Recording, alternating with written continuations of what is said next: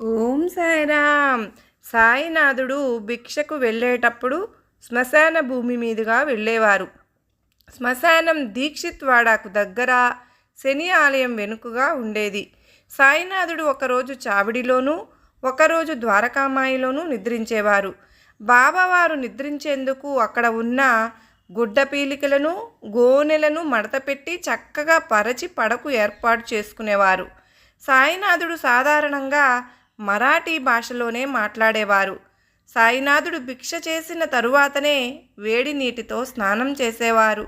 అప్పుడప్పుడు బాబావారు స్వయంగా మాంసంతో పలావు వండి అక్కడ ఉన్న వారందరికీ వడ్డించేవారు. భక్తులు అది ప్రసాదంగా భుజించేవారు. హృదయపూర్వకంగా బాబావారిని ప్రేమించి శరణాగతి వేడి భక్తితో వారి పాదమును మొక్కితే గనుక సూర్యుని ముందు చీకట్లు లేనట్లు మన కోరికలు తీరును.